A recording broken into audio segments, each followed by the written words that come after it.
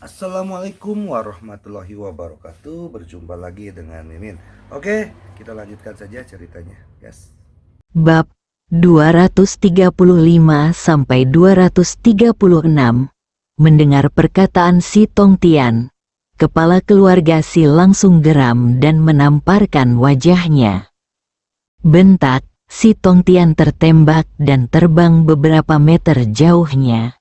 Jelas sekali, dia menunjukkan belas kasihan. Melihat adegan ini, Ye Guan pun menggelengkan kepalanya dan tersenyum. Kakak Si memang pantas dipukul karena beraninya dia berbicara kepada ayahnya seperti ini. Jika dia berbicara kepada ayahnya seperti ini, dia tidak tahu apakah dia akan dipukuli. Untuk saat ini, dia seharusnya tidak bisa mengalahkan ayahnya. Saat pemukulan selesai, bicaralah sedikit lebih berani. Tak jauh dari situ, meski dipukuli, si Tong Tian menyeringai, ini ayah kandungnya. Si Tong Tian menepuk pantatnya, lalu berjalan ke arah Ye Guan dan berkata sambil tersenyum, "Saudaraku, izinkan aku memberimu tumpangan." Ye Guan ragu-ragu sejenak, lalu berkata, "Oke. Dunia jika Anda tidak terbiasa dengan Tian Cheng, meminta si Tong Tian memimpin dapat menyelamatkan Anda dari banyak masalah." Ye Guan memandang Li Fei yang tidak jauh dari sana dan berkata, "Manajer Li, tolong pimpin jalan." Mendengar ini, Li Fei merasa tersanjung dan segera berkata, "Tuan muda, tolong." Di sampingnya, kepala keluarga Si menyipitkan matanya sambil berpikir. Ye Guan mengangguk sedikit, lalu berjalan ke samping. Si Tong Tian segera mengikuti. Di tempat, kepala keluarga Si terdiam beberapa saat, lalu berkata dengan lembut, "Mungkinkah dia adalah keturunan ahli pedang manusia?" Apa yang terjadi di alam semesta Guangxuan telah menyebar ke seluruh dunia dan surga. Bagaimanapun, ini bukan masalah kecil, dan alam semesta nyata juga mengirimkan 100 juta yuan spiritual untuk menangkap Ye Guan. Keturunan ahli pedang di dunia. Setelah pemimpin keluarga Si terdiam beberapa saat, senyuman muncul di sudut mulutnya. Putranya yang tidak kompeten ini akhirnya berteman dengan orang yang hebat. Benar-benar pisau untuk menarik pantatnya, mata leluhur telah terbuka. Leluhur, kepala keluarga Si tersipu, dan sepertinya menganggap gagasan ini agak tidak serius. Namun, dia tidak terlalu memikirkannya saat ini intuisi memberitahunya bahwa dia tebakannya hampir 10%. Dia tidak menyangka putranya yang tidak kompeten akan mengenali orang seperti itu sebagai kakak laki-lakinya. Keluarga Si sangat kuat di dunia Yuan, tetapi di hadapan Guangxuan Universe, itu sama sekali tidak memadai. Jika putranya benar-benar bersaudara dengan putra ahli pedang di dunia. Memikirkan hal ini, pemimpin keluarga Si menjadi semakin bersemangat. Di kejauhan, setelah susunan teleportasi diaktifkan, Li Fei dan yang lainnya membungkuk hormat kepada Ye Guan. Kemudian, saat mereka menyaksikan Ye Guan dan Si Tong Tian menghilang ke dalam susunan teleportasi. Setelah melihat Ye Guan pergi, senyuman muncul di wajah Li Fei. Tuan muda ini sangat tampan. Semuanya di saluran susunan teleportasi. Si Tong Tian melirik Ye Guan dan ragu untuk berbicara. Ye Guan memandang Si Tong Tian dan berkata sambil tersenyum, "Apa?" Si Tong Tian berkata dengan lembut, "Saudaraku, latar belakangmu tidak sederhana, kan, Ye?" Guan sedikit penasaran, mengapa kamu berkata begitu, terkekeh, dan berkata, ayahku, dia dulu paling tidak menyukai teman-temanku, tapi kali ini, sikapnya berubah drastis. Aku tahu ayahku pasti melihat sesuatu, itu sebabnya dia melakukan ini. Tidak mengatakan apa-apa, si Tongtian berkata lagi, saudaraku, aku mendekatimu dengan suatu tujuan. Kamu tidak merasa jijik, kan? Ye Guan tersenyum dan berkata, apa tujuan? Si Tongtian ragu-ragu sejenak, lalu berkata, pokoknya, hanya saja kamu berpikir kamu hebat dan ingin bergaul denganmu, itu saja. Ye Guan berpikir sejenak, lalu berkata, kamu juga bisa bekerja keras untuk berlatih. Bakat benar-benar penting, bakat saya terlalu rendah. Meskipun saya bekerja keras, bakat saya terbatas. Soalnya, nenek moyang saya tidak terlalu memikirkan bakat saya bekerja keras. Tapi aku ingin mengubah arahku. Dia berkata, Ye Guan, sebenarnya aku tahu. Saudaraku, kamu awalnya ingin membunuhku. Karena aku sudah merasakan niat membunuhmu. Tapi kamu berhenti. Kenapa? Ye Guan berkata sambil tersenyum. Kamu baru saja kesombongannya meningkat.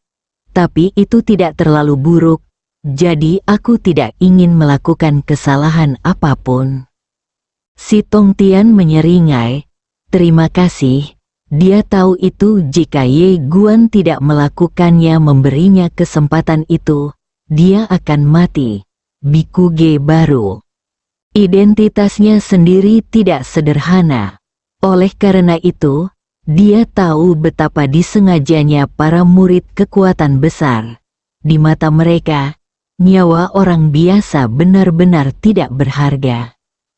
Ye Guan tiba-tiba berkata, jangan terlalu banyak berpikir. Si Tongtian mengangguk. Oke, Ye Guan melihat ke arah terowongan ruang waktu di kejauhan. Daftar semua surga, dia sangat ingin bertarung secara nyata sekarang, dan lakukan pertarungan yang sengit. Selama periode waktu ini, tidak hanya ranahnya yang telah ditingkatkan, tetapi ranah ilmu pedangnya juga telah meningkat pesat. Meskipun dia belum memasuki ranah fana, dia sekarang dapat dikatakan sangat dekat dengan ranah fana. Dibandingkan sebelumnya, bisa dikatakan peningkatannya terlalu banyak, tapi sekarang, yang paling dia inginkan adalah bertarung, pertarungan yang sengit. Ye Guan perlahan menutup matanya. Kuharap para jenius di daftar surga tidak terlalu lemah. Setelah mendengar kata-kata Ye Guan, ekspresi si Tongtian membeku. Bagaimana bisa kakak ini begitu pandai berpura-pura menjadi keren? Ye Guan duduk bersila di tanah dan mulai menjalankan metode pikiran kosmik. Segera, energi spiritual yang tak terhitung jumlahnya melonjak ke arahnya. Pelajari alam kesengsaraan besar. Untuk saat ini, kelemahan terbesarnya masih masalah alam. Ranahnya terlalu rendah. Jika alam bisa mencapai level tertinggi, maka akan mudah untuk membunuh orang kuat di alam nyata sekarang. Dia telah belajar sebelumnya bahwa orang kuat di alam nyata setara dengan orang kuat di tingkat jenderal dewa di alam semesta sejati. Untuk menjadi jenderal dewa, seseorang setidaknya harus berada di alam nyata. Dan lebih dari itu, Raja Dewa setara dengan orang di alam semesta Guangxuan. Alasan mengapa dia bisa bertarung melawan Dewa Ilahi sebelumnya adalah pertama karena berkah Ao Qian Qian, dan kedua karena dia memegang pedang Dao. Memikirkan hal ini, Ye Guan tiba-tiba mengeluarkan pedang Xingdao dan melihat pedang Xingdao di tangannya. Sekarang, tentu saja, dia bukan lagi pemula kecil yang lucu seperti dulu. Dia tahu bahwa dia telah meremehkan kekuatan Bibi Sukun. Kamu harus menemukan cara untuk mengelabui Bibi dengan rok polos keluar dari sini. Dia ingin melihat kekuatan sebenarnya dari Bibi Sukun. Anda tidak dapat mengandalkan Tuan Ta dalam hal ini. Karena dia mengetahui bahwa Tuan Ta tidak pernah ingin dia dipanggil Bibi Sukun. Tidak hanya Tuan Ta, tetapi ayahnya dan para tetua juga tidak ingin dia dipanggil Bibi Sukun. Pasti ada sesuatu yang mencurigakan. Seluruh keluarga menyembunyikannya dari dia. Ini sangat buruk. Setelah beberapa saat, Ye Guan menarik pikirannya dan berkonsentrasi untuk berlatih. Karena dia saat ini sedang mempraktikkan metode misterius mengamati alam semesta, dia dapat menyerap energi misterius dengan sangat cepat. Dan dia dapat dengan mudah menyerap energi spiritual seluruh dunia untuk digunakan sendiri. Apalagi kualitas energi spiritual yang diserap sangat tinggi, karena metode observasi kosmik akan secara otomatis menyaringnya dan mengirimkan energi spiritual paling murni ke tubuhnya untuk diserapnya. Lambat laun, aura Ye Guan perlahan menjadi lebih kuat. 3 hari kemudian, si Tongtian tiba-tiba berkata, "Saudaraku, kita sudah sampai." Mendengar ini, Ye Guan, yang sedang duduk bersila di tanah, perlahan membuka matanya. Si Tongtian terkejut, apakah ini sebuah terobosan? Pada saat ini, Ye Guan membalik tangan kanannya dan langsung menekan auranya. Si Tongtian tampak bingung. "Saudaraku, apa yang kamu lakukan?" Ye Guan tersenyum dan berkata, "Pelan-pelan dulu." Si Tongtian bingung dan hendak bertanya. Tapi saat ini, kedua orang itu tiba-tiba melewati cahaya putih dan datang ke sebuah gedung. Begitu dia muncul di susunan teleportasi, Ye Guan tercengang karena tidak jauh di depannya dan si Tongtian. Ada puluhan orang berdiri di sana, semuanya masih sangat muda. Pemimpinnya adalah seorang pemuda. Pemuda itu mengenakan jubah, memegang pisau di tangan kanannya, dan mengenakan sepasang sandal jerami. Ye melirik pemuda itu dan yang lainnya, mengepalkan tinjunya. "Siapa kamu?" Anak laki-laki yang memegang pisau itu menatap ke arah Ye Guan. "Apakah kamu Guangxuan Universe Ye Guan?" Mendengar perkataan pemuda itu, mata si Tongtian tiba-tiba menyusut dan dia ngeri. Dia secara alami mengenal Ye Guan yang sekarang menjadi tuan muda Guangxuan Universe. Dia tidak menyangka bahwa kakak laki-laki yang dia kenal sebenarnya adalah tuan muda Guangxuan Universe. Sungguh luar biasa, meski nenek moyang saya tidak pandai berkelahi, dipukuli sampai mati, bahkan dicambuk sampai mati, penglihatannya tetap bagus. Leluhur, setelah mendengar apa yang dikatakan pemuda itu, Ye Guan berkata dengan tenang, "Ya." Pemuda yang memegang pisau itu perlahan berjalan menuju Ye Guan dan berkata dengan penuh semangat, "Kepalamu bernilai 100 juta yuan spiritual." Begitu suara itu turun, kekuatan pedang yang kuat langsung menyelimuti Ye Guan. Ye Guan melirik anak laki-laki yang memegang pisau. "Kamu menginginkannya?" Anak laki-laki yang memegang pisau itu menatap ke arah Ye Guan. "Ya." Sinar cahaya pedang tiba-tiba melintas di lapangan. Pemuda yang memegang pisau itu tiba-tiba menyusut, dan dia hendak menghunus pisaunya, tetapi sebuah pedang telah menembus alisnya. Tertawa, sebuah pedang menembus alis pemuda yang memegang pedang, dan aliran darah berceceran. Pedang itu tidak berhenti, dan langsung masuk. Dalam sekejap, puluhan kepala berdarah naik ke langit, dan kemudian jatuh ke tanah bersama-sama. Dalam sekejap, tanah menjadi merah karena darah. Ye Guan menghampiri anak laki-laki yang memegang pisau yang belum sepenuhnya mati. Dia menatap anak laki-laki yang memegang pisau, terlalu lemah, membosankan. Anak laki-laki yang memegang pisau itu hendak mengatakan sesuatu, tapi Ye Guan menunjuk ke arahnya. Tertawa, kepala anak laki-laki yang memegang pisau itu terbang keluar. Ye Guan menoleh untuk melihat si Tong Tian. Tong Tian, bersihkan medan perang. Si Tong Tian tertegun, lalu berkata, "Oke." Saat dia mengatakan itu, dia menyingkirkan Naji dari semua orang. Melihat Naji di tangannya, si Tong Tian tidak bisa menahan tawa. Pada saat ini, aura kuat tiba-tiba muncul di langit. Saat berikutnya, seorang pria paruh baya keluar.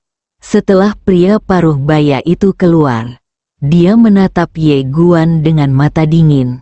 "Ye Guan, kamu sebenarnya membunuh keturunanku dari suku Nan. Bukankah kamu menganggap serius suku Nanku?" Ye Guan menatap langsung ke pria paruh baya itu. "Iya." Pria paruh baya itu tertegun, dan pada saat ini, Ye Guan tiba-tiba ditembak ke langit. Cahaya pedang melintas di lapangan. Pada saat ini, dia meningkatkan kecepatannya hingga ekstrim. Di langit, mata pria paruh baya itu tiba-tiba menyusut, dan dia hendak mengambil tindakan. Tetapi pada saat ini, cahaya pedang menembus alisnya. Tertawa, aliran darah muncrat dari belakang kepala pria paruh baya itu. Tubuh pria paruh baya itu membeku. Saat dia hendak berbicara, Ye Guan tiba-tiba mengangkat jarinya. Tertawa, kepala pria paruh baya itu terbang keluar. Darah berceceran di tempat, semua orang di sekitar kaget. Mata Ye Guan dingin, "Di mana manajer pavilion Xiambao di sini?" "Bawahanku ada di sini, bawahanku, aku di sini. Saya telah melihat Tuan Muda dengan jelas." Ye Guan berkata dengan tenang, "Di mana klan Nan?" Mendengar ini, pria paruh baya itu menyipitkan matanya dan segera berkata, "Itu 100 mil jauhnya di selatan." Ye Guan berkata, "Bawalah milikmu bersamamu. Teman-teman, ikuti aku dan hancurkan klan Nan." Setelah suara itu jatuh, dia berbalik, mengangkat pedangnya, dan menghilang ke langit. Di tempat, Guming tertegun, lalu meraung, "Kemarilah. Hancurkan klan Nan." Dan di sekelilingnya, orang-orang kuat yang tak terhitung jumlahnya dari pavilion harta karun abadi mengejarnya. Semua orang terkejut, hancurkan suku Nan. Segera, Ye Guan datang langsung ke langit di atas klan Nan, dan pada saat ini, seorang lelaki tua tiba-tiba muncul tidak jauh dari Ye Guan. Pria tua itu menatap ke arah Ye Guan. "Tuan Muda Ye, ini salah paham." "Persetan denganmu, kesalahpahaman." Ye Guan bergegas keluar. Dengan terburu-buru ini, ruang dan waktu tiba-tiba meledak, dan cahaya pedang menghantam tepat di depan lelaki tua itu. Mata lelaki tua itu tiba-tiba menyusut. Dia mengepalkan tangan kanannya, lalu meninju. Namun, Saat ini, pedang di tangan Ye Guan telah berubah menjadi pedang berjalan. Tertawa, begitu tinju lelaki tua itu bersentuhan dengan pedang Xingdao milik Ye Guan, matanya tiba-tiba menyusut lagi, dan hatinya merasa ngeri. Dia hanya ingin berhenti, tetapi sudah terlambat. Tertawa, pedang berjalan menembus tenggorokan lelaki tua itu. Tubuh lelaki tua itu membeku. Pada saat ini, sekelompok orang kuat dari paviliun Xiambao telah bergegas ke langit di atas klan Nan. Pada saat ini, sekelompok orang kuat dari klan selatan juga naik ke langit. Ye Guan bergegas turun dengan pedangnya. Serangkaian jeritan melengking tiba-tiba bergema dari klan Nan, dan Guming juga dengan cepat memimpin anak buahnya untuk membunuhnya. Ye Guan, yang memegang pedang berjalan, tidak bisa dihentikan.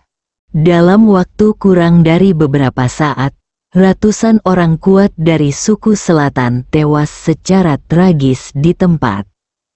Berhenti. Pada saat ini, teriakan marah tiba-tiba terdengar dari langit. Saat berikutnya, seorang lelaki tua berambut putih tiba-tiba muncul di depan Ye Guan. Ye Guan berhenti dan menatap lelaki tua berambut putih itu. Saat ini, Guming dengan cepat muncul di samping Ye Guan. "Tuan muda, ini dari rumah Tuan Kota." Ye Guan menatap lelaki tua berambut putih itu, dan lelaki tua berambut putih itu menatap ke arah Ye Guan. "Tuan muda Ye, ini bukan alam semesta Guangxuan, ini adalah kota segala dunia." Ye Guan menyeka darah di pedang Xingdao. Lalu apa?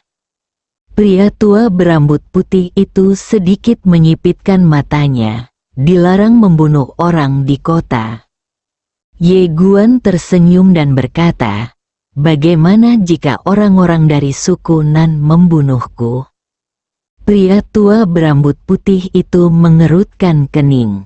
Senyuman Ye Guan tiba-tiba menghilang. "Teruslah membunuh." Setelah mendengar kata-kata Ye Guan, Guming langsung membunuh orang tua berambut putih itu menatap ke arah Ye Guan dan perlahan menggenggam tangannya. Ye Guan melirik ke arah pria tua berambut putih itu dan berkata, "Jika kamu berani melakukan apapun, aku akan menguburmu." Di Ye Guan, sesaat kemudian, orang-orang terkuat dari klan selatan di lapangan hampir dibantai. Namun lelaki tua berambut putih itu tidak berani mengambil tindakan.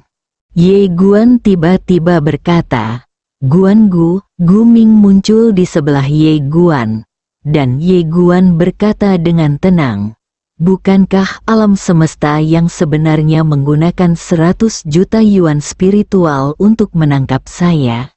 Saya pikir itu terlalu sedikit. Kirimkan hadiah perintah ke seluruh surga dunia. Siapapun yang membunuhku, Ye Guan, aku, paviliun harta karun abadi, akan mensubsidi dia dengan 1 miliar yuan spiritual." Semua orang di lapangan tercengang. "Apakah kamu diinginkan oleh dirimu sendiri? Subsidi 1 miliar yuan spiritual?" Guming memandang Ye Guan dengan tidak percaya dan berkata dengan suara gemetar, "Tuan muda, ini." Ye Guan berkata tanpa ekspresi, "Lakukan saja." Guming ragu-ragu sejenak, lalu mengertakkan gigi dan berkata, "Aku menurut." Setelah mengatakan itu, dia mundur di depan Ye Guan. Lelaki tua berambut putih itu juga sangat terkejut saat ini. "Apakah kamu diinginkan sendiri? Apakah keturunan ahli pedang manusia ini gila? 1 miliar yuan spiritual, ini benar-benar jumlah uang yang sangat besar. Belum lagi para dewa di semua alam, bahkan di alam semesta nyata, Hanya ada sedikit dewa yang dapat mengeluarkan 1 miliar yuan spiritual dalam satu tarikan napas.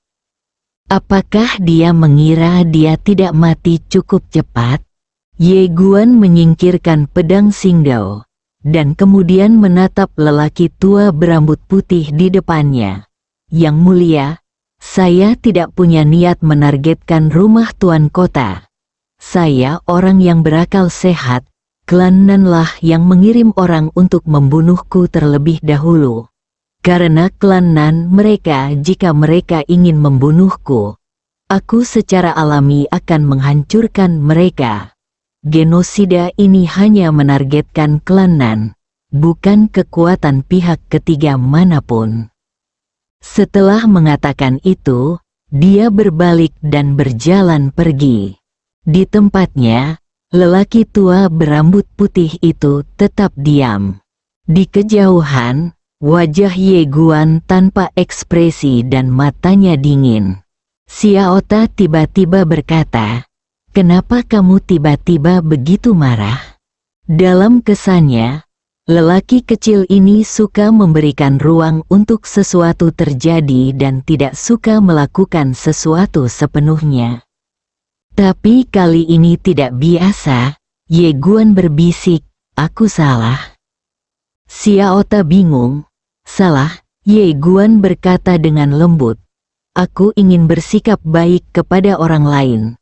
Tapi kenyataannya, tidak semua orang ingin bersikap baik padaku." Dia mengangkat kepalanya untuk melihat ke langit dan berkata dengan galak, "Bukankah benar alam semesta menginginkanku?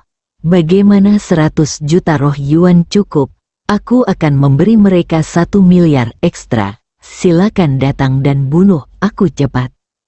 Xiaota terdiam. Setelah menghabiskan waktu bersama Ye Guan, dia menemukan bahwa lelaki kecil ini biasanya sangat baik, suka berteman, dan memberikan ruang untuk terjadinya sesuatu. Namun, keganasan tulang pria ini tidak kalah dengan ayah dan kakeknya. Lebih gila lagi, suara misterius itu tiba-tiba berkata, si kecil ini sebenarnya memiliki tujuan lain, yaitu untuk menarik daya tembak dan tidak memberikan terlalu banyak tekanan pada teman-temannya di medan perang virtual. Xiaota berkata, "Aku tahu, tapi jika dia melakukan ini, miliknya situasi." Suara misterius itu berkata, "Dia adalah pilihan paling cerdas." Xiaota bingung.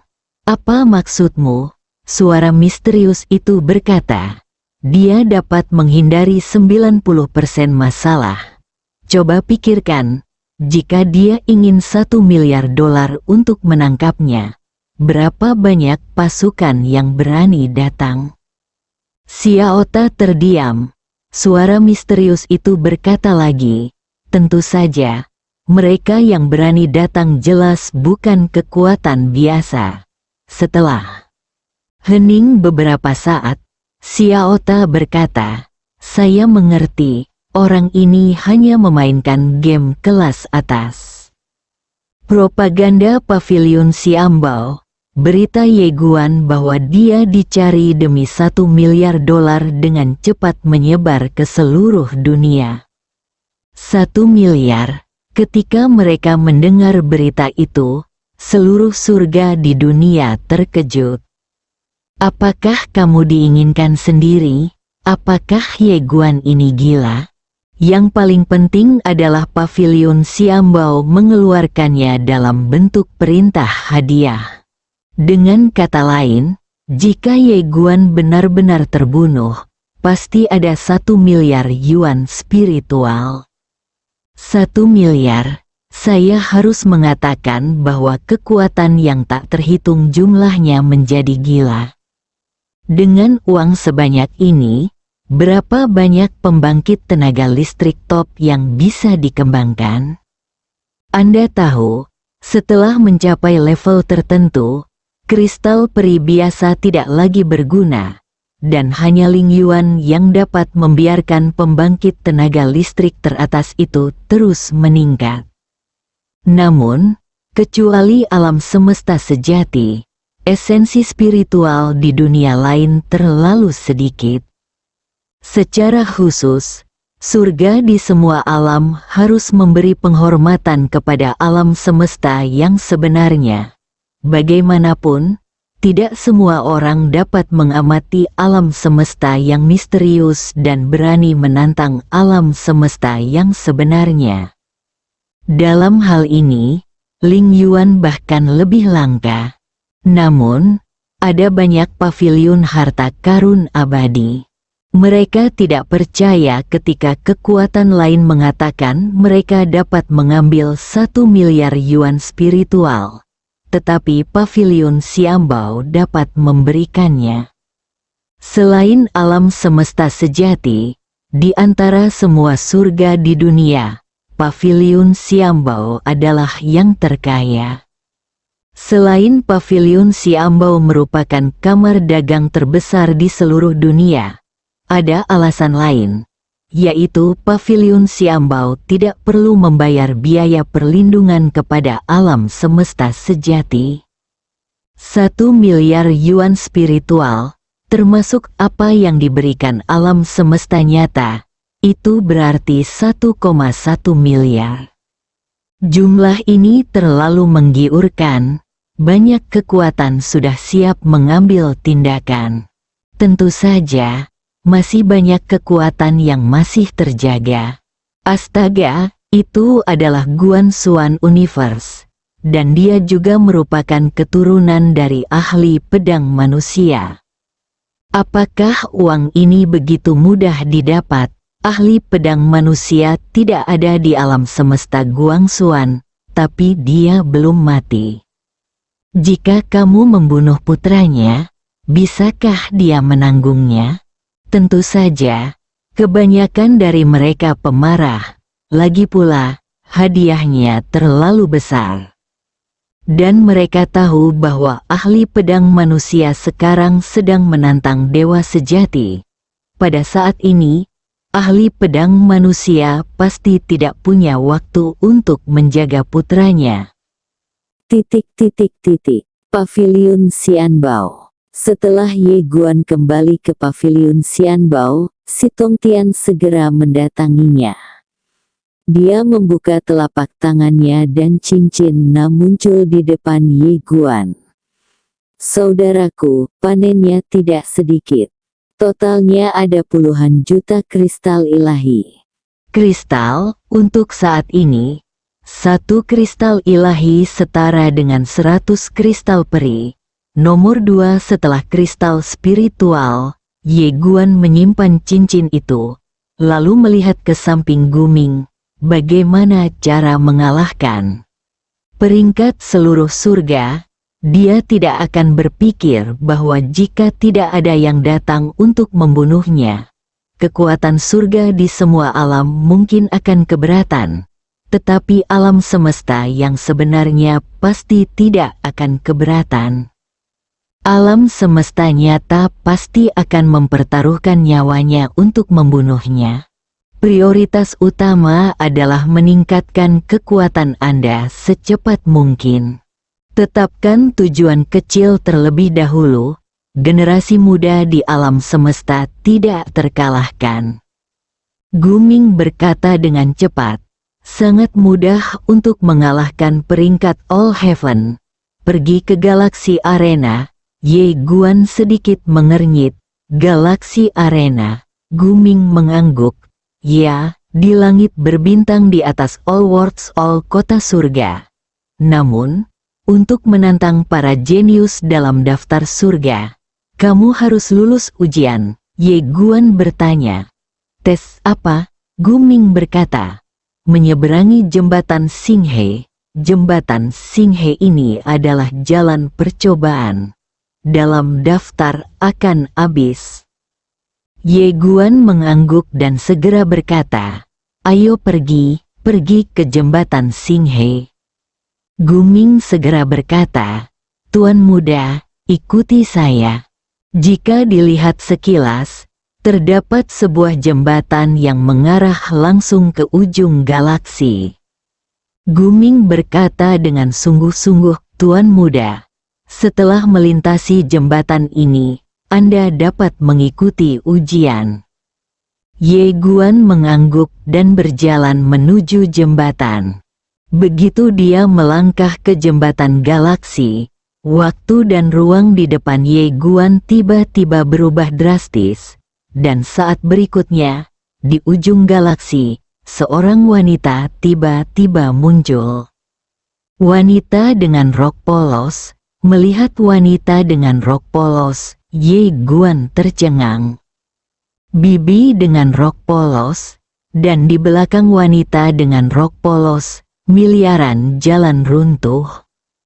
Inilah adegan pertama kali dia bertemu dengan wanita dengan rok polos. Ye Guan mengerutkan kening dalam-dalam. Apa yang terjadi? Tidak bagus. Pada saat ini, suara misterius di menara kecil tiba-tiba terdengar. Seseorang ingin menghancurkan hati taunya. Menara kecil itu berkata, dengan suara yang dalam, "Apa maksudmu, suara yang dalam? Ini adalah disiplin Tao." Ilusi. Ketika dia menginjakkan kaki di sini, seseorang menggunakan kekuatan supernatural tertinggi untuk menembus ke dalam hatinya dan mengetahui ketakutan di dalam hatinya. Dia tidak pernah berpikir bahwa ketakutan akan hal ini si kecil pertama kali melihatnya. Adegan dengan wanita dengan rok polos. Sial, pria ini sangat pintar. Dia ingat adegan itu. Dan saat dia menjadi semakin berpengetahuan, dia terus menyimpulkan kekuatan hasilnya adalah semakin banyak Anda menyimpulkan, semakin Anda menemukan bahwa kekuatan wanita dengan rok polos tidak dapat diduga. Sebelum suara misterius itu selesai berbicara, pada saat ini, wanita berbaju polos rok tiba-tiba berbalik dan menatap Ye Guan. Lalu dia menikam Ye Guan dengan pedang. Dengan tusukan pedang ini, seluruh langit dan seluruh alam akan runtuh saat ini. Melihat pemandangan ini, Ye Guan menyipitkan matanya. Fantasi, salah, ini adalah pemandangan nyata. Seseorang ingin menghancurkan hati taunya. Hati Ye Guan jernih, tapi matanya menjadi kosong. Wanita dengan rok polos menatap Ye Guan dengan mata acuh tak acuh, semakin dekat. Ketika pedangnya menghampiri Ye Guan, kebingungan di mata Ye Guan tiba-tiba menghilang tanpa jejak. Menembus. Pedang ini adalah pedang berjalan, jelas sekali. Dia juga menemukan bahwa segala sesuatunya tidak sederhana. Dan saat Ye Guan menghunus pedangnya, wanita dengan rok polos itu tertegun. Menghadapi pedang Ye Guan, dia tidak berdiri teguh, tapi menghindar dan mundur. Kecepatannya sangat cepat. Dia mundur ribuan kaki dalam sekejap sebuah mata. Wanita dengan rok polos menatap Ye Guan dengan sedikit tidak percaya. Dia bukanlah ketakutan di hatimu. Ye Guan melirik ke arah wanita dengan rok polos dan kemudian berkata, "Dia adalah tuanku. Bagaimana bisa dia menjadi ketakutan di hatiku?" Wanita dengan rok polos menatap Ye Guan dalam-dalam dan tidak mengambil tindakan lagi. Sebaliknya, dia menjauh dan mundur. Pada saat ini, pemandangan berubah tiba-tiba, dan Ye Guan kembali ke jembatan Xinghe. Ye Guan mengangkat kepalanya dan melihat sekeliling, mengerutkan kening. Dia tahu seseorang akan datang untuk membunuhnya. Tetapi dia tidak menyangka mereka akan datang secepat itu. Setelah Ye Guan terdiam beberapa saat, dia berjalan menuju kejauhan. Di atas langit berbintang, seorang wanita sedang menatap Ye Guan di bawah. Wanita itu mengenakan gaun merah menyala dan sangat menawan. Sesaat kemudian, wanita itu mencibir, "Aku tidak pernah menyangka bahwa warisan pedangmu bukanlah seorang ahli pedang manusia, melainkan seorang wanita dengan rok polos." Menarik. Setelah wanita itu selesai berbicara, dia hendak pergi, tapi tepat sebelumnya pada saat ini, waktu dan ruang di depannya tiba-tiba terbelah, dan saat berikutnya, energi pedang meledak dari udara, lalu menyentuh alisnya. Mata wanita itu tiba-tiba menyusut, dan dia merasa ngeri. Tepat ketika dia hendak berbicara, sebuah suara dingin terdengar di kepala wanita itu, menyenangkan sekali berubah menjadi aku. Wanita itu ngeri. "Siapa kamu?"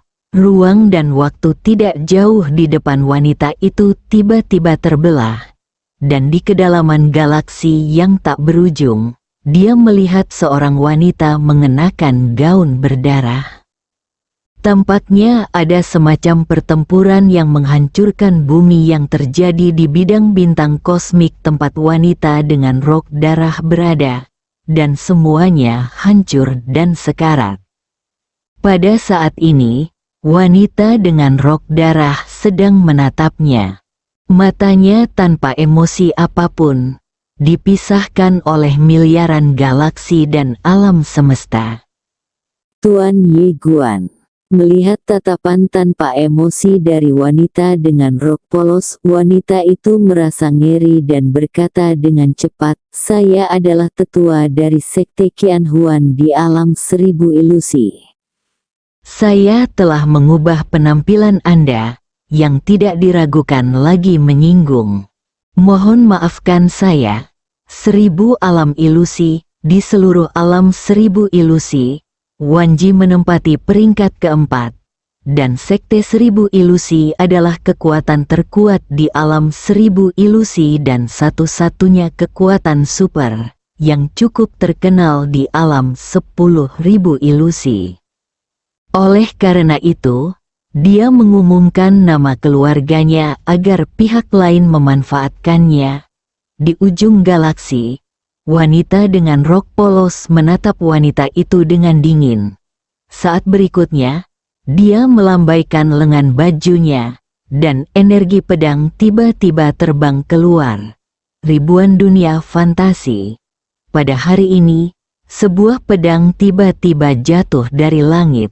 Ledakan, dalam sekejap, seluruh 1000 dunia fantasi langsung musnah. Sejak itu, jumlah dunia yang ada di seluruh dunia berkurang 1.